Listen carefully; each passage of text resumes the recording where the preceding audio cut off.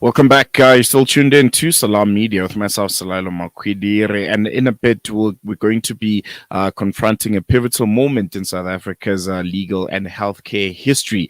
We'll be discussing the recent judgment in the Life Esidimeni case, where the Pretoria High Court's ruling has delivered a resounding verdict of negligence against former Gauteng Health MEC, Qedani Mahlangu, and Magabo Manamela, former head of the Mental Health Directorate.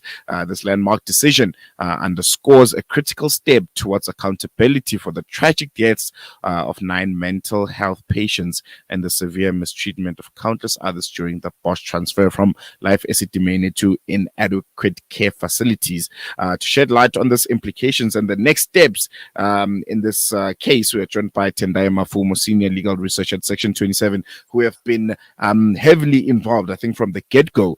They've been one of the organizations spearheading trying to find some kind of justice for the victims in the Life Esidimeni tragedy. Tendai, thank you so much for joining us and welcome to Salam Media. Thank you so much for having me on the show, Salailo. I think first and foremost, this case has been going on for such a long time, and there's been so many people involved from Section 27's side. Which role were you guys playing specifically in making sure that justice for the victims and the families of those that were affected by this tragedy ultimately is found? Yeah, you're absolutely right. This case has been going on for a very long time. It's coming on 9 years now.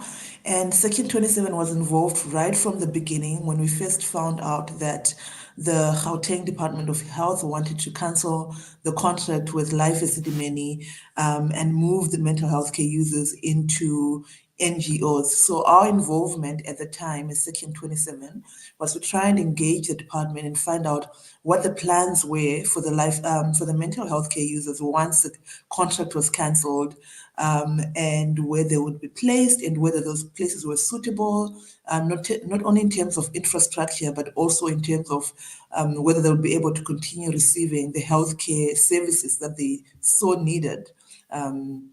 So that was our involvement then, and we worked with the family members of the mental health care users who were in these facilities, and we've continued to work with them throughout the 9 years that we have been on this case. So we are all very pleased with the outcome of the inquest yesterday. Focusing on the outcome and the judgment by the Pretoria High Court, which found MEC Qedani Mahlangu and Magabo Manamela negligent in the deaths of 9 mental health patients. Could you maybe elaborate on some of the key findings and implications of this ruling? Yeah, absolutely. Like you said, it's a groundbreaking moment for us, and we are all very pleased, not only as Section 27, but also the family members that we represented.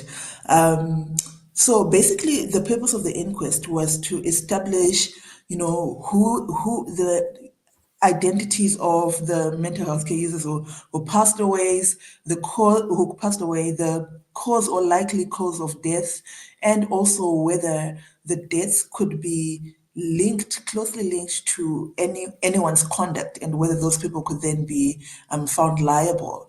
And so during the inquest, Judge Tefo looked at evidence. She listened to expert evidence. She looked at the postmortems that were available. She listened to witness testimonies. And as Section 27, we argued that the former MEC, Ms. Mahlangu, and the former HOD of Mental Health in Gauteng, Ms. Manamela, and also one of the owners of the NGOs, Ms. Ethel Ncube, should be found liable because they had been so intimately involved in the process. And so, having listened to all the evidence and looked at all the evidence, the judge said she found that the conduct of Dr. Manamela and Ms. Mahlangu had created the circumstances which led to the deaths of the mental health care users. And in her summary, she actually gave some examples of how she had come to this conclusion. So, for example, for the former MEC Mahlangu, she said, despite being warned despite being given expert advice and being warned about the possible consequences of moving mental health care users into inadequate facilities, she proceeded to make that decision. And with Dr. Manamela, she also said that Dr. Manamela visited some of these facilities where mental health care users were moved to, and she saw that they were inadequate. They didn't have the right infrastructure, they didn't have the right healthcare providers. And even with that knowledge, she still facilitated the process of moving them into those facilities. And all of this put together created a situation where deaths were inevitable. And for those reasons, she found that they should be held criminally liable.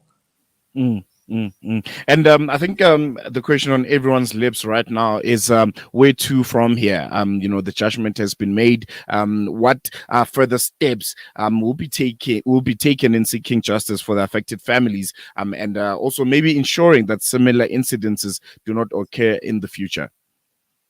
Yeah, absolutely. So the first thing to note is that the inquest is just it's a step in a process. So now that the judge has identified people who could be held liable, now it is in the hands of the National Prosecuting Authority to make that decision to press charges against them and prosecute. So we await to see how the NPA is going to proceed. Um, Eh, so that's really important. And I think just in terms of your second question, I think the very important, one of the most important outcomes of this inquest, not just for the life Esidimeni, but also for administration in general, in health and in across the board, in health and education, it's just about holding people accountable. What the life Esidimeni tragedy has shown us, and some of the processes that have happened in the last nine years have shown us is that there are really different levels at which people can be held accountable. So we saw first with the Ombuds report, where he said there should be professional accountability. People who made these decisions shouldn't still be in the jobs that they're holding right now. And we saw Mm, that they were held accountable professionally, and some of them were removed from their professional registration. So that's really important. And the second issue was also with political accountability. We saw with the former MEC, who was a political appointee, she's no longer holding that position. And also just being able to have the minister and various MECs come to apologize to the families for the way in which this was handled. It's really important for us to have that level of accountability. So we're really now looking forward to the next step, which is criminal liability. And it's important not just for the families, but for the country as a whole to see that when rights are violated in a manner that leads to consequences like this, such as people losing their lives, people should be held criminally liable for that. And we hope that, like, the recommendations and the lessons that have come out from each step of the various processes in the last 9 months relating to life as Dimeni are something that all the departments are looking at and fine tuning their processes and how they engage with people.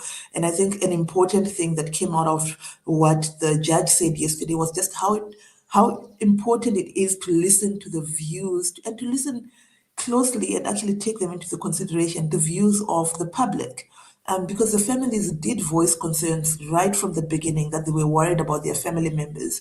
And perhaps if these concerns had been taken seriously and the department had engaged honestly, maybe we would not be here today and, like, lives would not have been lost unnecessarily. So it's really important for meaningful engagement as well going forward.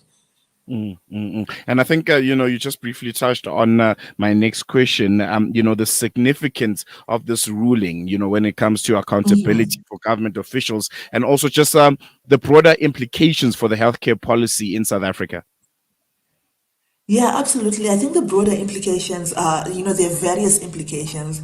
One is that the Constitution is supreme. Mm, Everyone is entitled to the right to access quality healthcare services, the right to be treated with dignity regardless of their state of mental health, which was really important. And I think also just, the principles of governance, how to engage with the public, to meaningfully engage with them and really listen to their concerns and take them into consideration when we are developing and implementing policy. So really important, all of those principles coming out through the processes, like I mentioned earlier. And so, yeah, so I would say, those were some of the important lessons coming out of this process. And just lastly, before I let you go, how can the lessons learned from the Life Esidimeni tragedy, shape future policies and practices within the healthcare sector here in South Africa? I think importantly, we need to look at what were the flaws in this entire process from beginning to end. One of them was, we have this policy of deinstitutionalization, which is something that the WHO has recommended. So basically, it says not everyone has to be in institutions. We need, so it was how should deinstitutionalization be implemented in South Africa? Is it that everyone doesn't need to be in institutions, or we need to assess and say there's some people who actually do need to be in institutions, and let's keep them there and give them the care that they need whilst they're there. And then there's some people who could be moved into NGOs that and integrated into the community. How do we support the NGOs to make sure that they have the resources and the skills to be able to do that? And then once we've built that foundation, then let's move the vulnerable people. Let's move the people who need those services into the NGOs. So it really is about looking at the policies that we have and making sure that we have the right resources, financial and human resources, to be able to implement them, and then implementing them properly, involving the people, the broader public. Mm. So that's one, and the other one I've touched on already, which is also meaningfully engaging with people who use these services, because they know firsthand. For example, the families knew firsthand the kind of services that their loved ones needed, because they visited every time at Life as a Esidimeni. They could see the care that they were receiving, not just medical care, um, but the psychological support that they were also receiving. So they really knew firsthand what their loved ones needed, and what they wanted was answers from the department about whether that care would continue. So that's also very important. And I think the another really important one for me is that throughout this process, like I said, which has taken 9 years, there have been so many things that have happened. We've had the Mhm. Ombud investigate the state of mental health care services in Gauteng, and he gave his report and gave recommendations about what needs to be improved. So it's important to be looking at the reports that come out of those institutions, such as the Health Ombud, such as the Human Rights Commission, and implementing them, not just leaving them to gather dust. And because they have conducted thorough investigations, so it's important to look at that.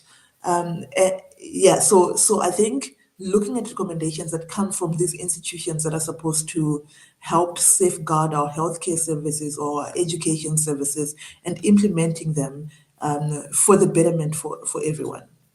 All right. I think we're going to leave it there, Tendai. Thank you so much for giving us your time and giving us insights. And I think now we're at a position where we might see, those top officials who are responsible for this tragedy ultimately, getting their day in court and being persecuted for their actions. And I'm sure we'll be chatting with you as that situation unfolds. But we're going to leave it here for now. Really appreciate it. Thank you very much for having me on the show. That was Tendai Mafumo, senior legal researcher at Section 27, just giving us insights on the judgment on the Life Esidimeni tragedy. So, yeah, I think it's going to be really interesting times ahead regarding this case. I mean, 144 mental health care patients dying and no answers. And I think we are coming to a point where ultimately those that have been, fingered in this are now a definite sure that they are liable for the deaths of 144 people, MEC Qetani Mahlangu and Dr. Magabo. So it's going to be really, really interesting to see how this case unfolds 9 years after the tragedy struck. We're going to leave it here for now. Keep tuned to Salam Media, and if you missed any of the interviews that we've conducted or this one, be sure to visit our website www.salammedia.com for all the podcasts and also all the wonderful articles written on the numerous topics that we covered in our station. But we're going to leave it here for now. Goodbye.